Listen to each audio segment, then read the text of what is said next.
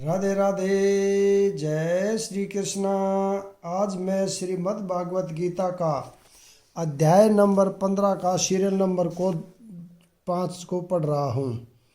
जीव दो प्रकार के हैं, सर तथा अक्षर। भौतिक जगत में प्रत्येक जीव सर होता है और आध्यात्मिक जगत में प्रत्येक जीव अक्षर कहलाता है। तात्पर्य, जैसा कि पहले बताया जा चुका है, भगवान ने अपने व्यासदेव अवतार में ब्रह्मा सूत्र का संकलन किया। भगवान ने यहाँ पर वेदांत सूत्र की विषय वस्तु का सार संक्षेप दिया है।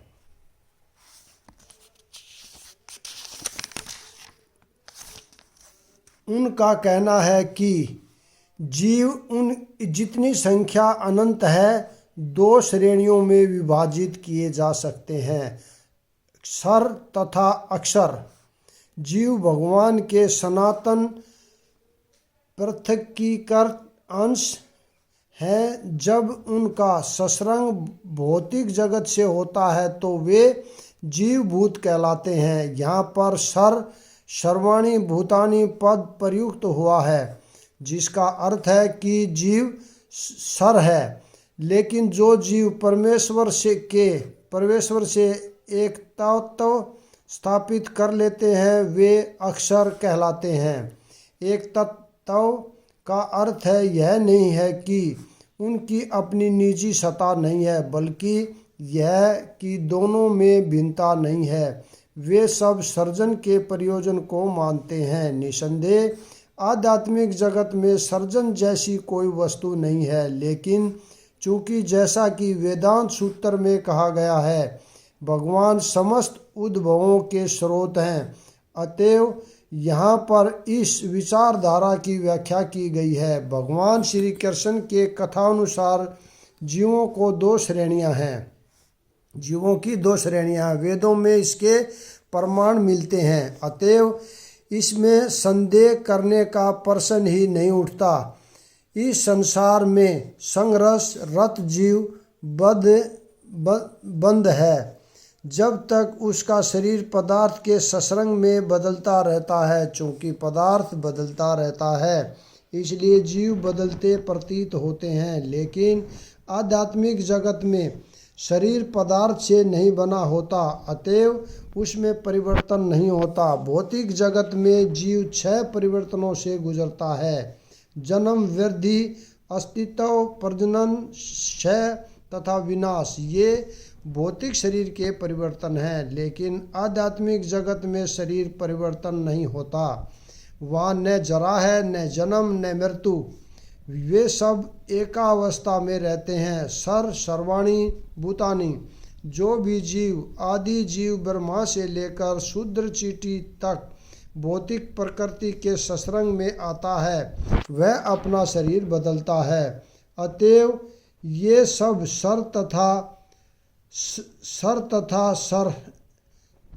सर्याच्युत हैं, किंतु आध्यात्मिक जगत में वे मुक्त जीव सदा एकावस्था में रहते हैं।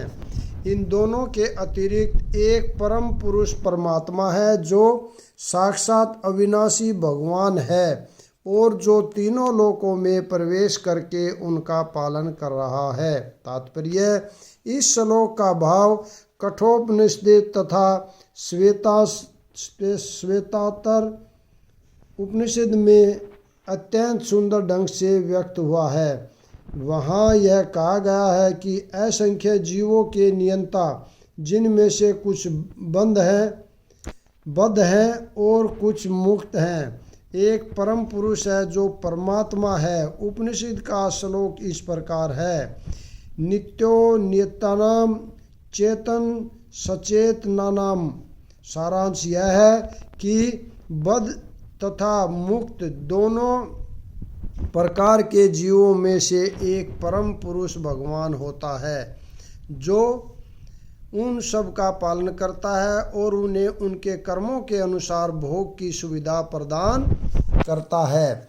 यह भगवान परमात्मा रूप में सबके हृदय में स्थित है, जो बुद्धिमान व्यक्ति उन्हें कर सकता है। अन्य कोई नहीं।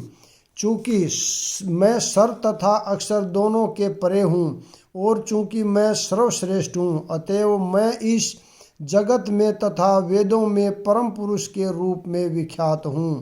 तात्पर्य, भगवान कृष्ण से बढ़कर कोई नहीं है, न तो बद्ध जीव न मुक्त जीव, अतएव वे पुरुषोत्तम हैं। अतः यह स्पष्ट हो चुका है कि जीव तथा भगवान विशिष्ट हैं। अंतर इतना है कि जीव चाहे बद्ध अवस्था में रहे या मुक्त अवस्था में, वह श्लोक में भगवान की अकल्पनीय शक्तियों से बढ़कर नहीं हो सकता।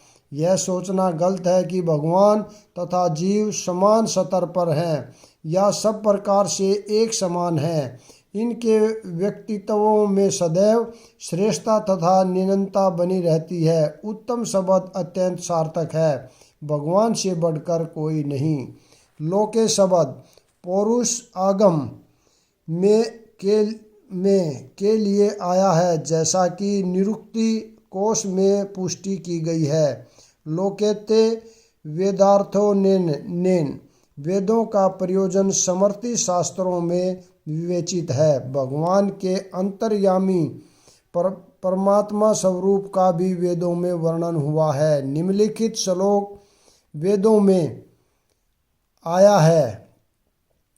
ताव देश आया है, शरीर से निकलकर परम आत्मा का प्रवेश निराकार ब्रह्मा ज्योति में होता है, तब वे अपने इस आध्यात्मिक स्वरूप में बने रहते हैं। यह परम आत्मा ही परम पुरुष कहलाता है। इसका अर्थ यह हुआ कि परम पुरुष अथवा आध्यात्मिक तेज प्रकट करते तथा प्रकाशित करते रहते हैं और यही चरम प्रकाश है। उस परम पुरुष का एक स्वरूप है अंतर्यामी परमात्मा। भगवान सत्यवती तथा पराशर के पुत्र रूप में अवतार ग्रहण कर व्यासदेव के रूप में वैदिक ज्ञान की व्याख्या करते हैं।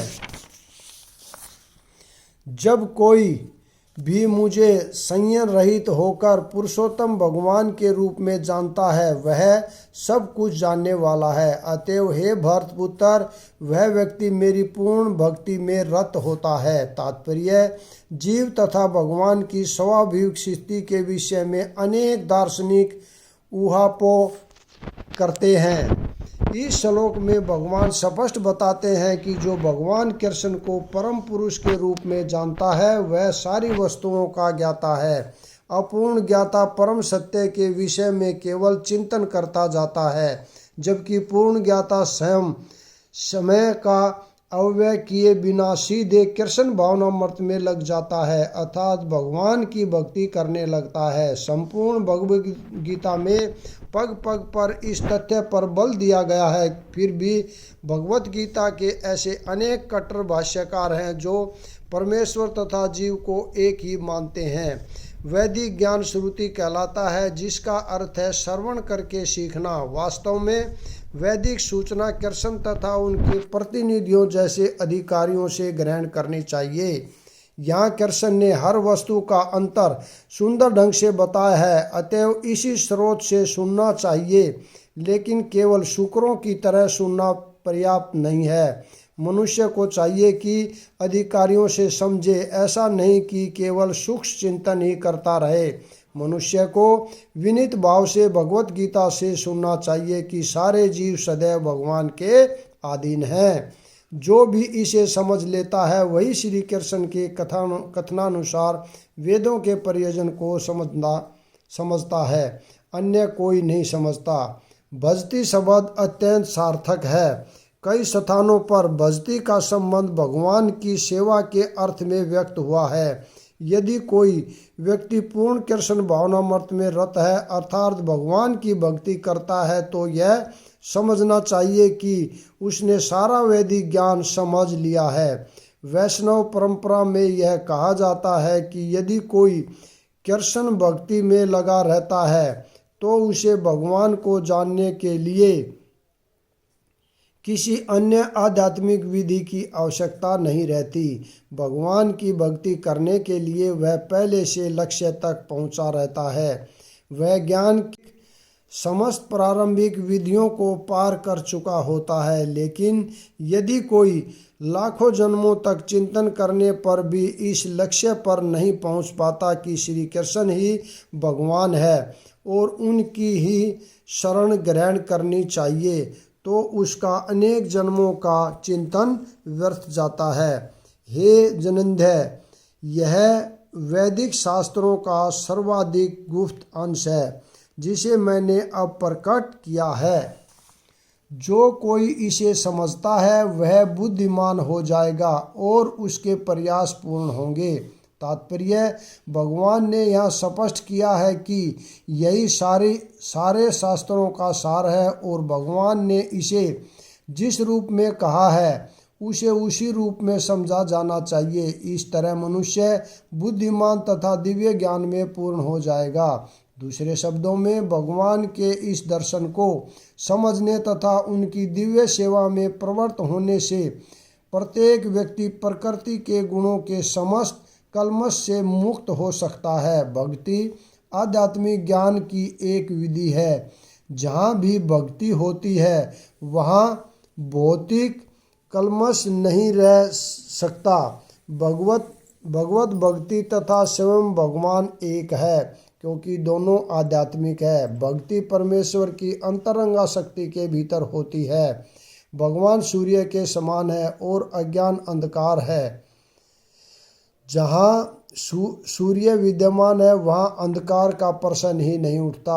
अतएव जब भी प्रामाणिक गुरु के मार्गदर्शन के अंतर्गत भक्ति की जाती है तो अज्ञान का प्रश्न ही नहीं उठता। प्रत्येक व्यक्ति को चाहिए कि इस कृष्ण भावनामृत को ग्रहण करे और बुद्धिमान तथा शुद्ध बनने के लिए भक्ति करे। जब तक कोई कृष्ण को इस प्रकार नहीं समझता और भक्ति में प्रवृत्त नहीं होता, तब तक सामान्य मनुष्य की दृष्टि में कोई कितना बुद्धिमान क्यों न हो, वह पूर्णतः बुद्धिमान नहीं है। जिस अनद्य शब्द से अर्जुन को संबोधित किया गया है वह सार्थक है। आनंद अर्थात हे निष्पाप का अर्थ है कि जब तक मनुष्य समस्त पाप कर्मों से मुक्त नहीं हो जाता तब तक कृष्ण को समझ पाना कठिन है। उसे समस्त कल्मश समस्त पाप कर्मों से मुक्त होना होता है, तभी वह समझ सकता है। लेकिन भक्ति इतनी शुद्ध तथा शक्तिमान होती है कि एक बार भक्ति में प्रवृत्त होने पर मनुष्य स्वतः निष्पाप हो जाता है। शुद्ध भक्तों की संगति में रहकर पूर्ण कृष्ण भावनामृत में भक्ति करते हुए कुछ बातों को बिल्कुल ही दूर कर देना चाहिए। सबसे महत्वपूर्ण बात जिस पर विजय पानी है वह है हृदय की दुर्बलता। पहला पतन प्रकृति पर प्रभुत्व जताने की इच्छा के कारण होता है। इस तरह मनुष्य भगवान की दिव्य प्रेमा भक्ति को त्याग देता है। दूसरी हृदय की दुर्बलता है। जब कोई अधिकाधिक प्रभुत्व जताने की इच्छा करता है तो वह भौतिक पदार्थ के स्वामित्व के प्रति आसक्त हो जाता है। इस संसार की सारी समस्याएं इन्हीं हृदय की दुर्बलताओं के कारण है। इस अध्याय के प्रथम 5 श्लोकों में हृदय की इन्हीं दुर्बलताओं से अपने को मुक्त करने की विधि का वर्णन हुआ है और 6ठे श्लोक से अंतिम श्लोक तक पुरुषोत्तम योग की विवेचना हुई है। इस प्रकार श्रीमद् भागवत गीता के 15वें अध्याय पुरुषोत्तम योग का भक्ति वेदांत तात्पर्य पूर्ण हुआ।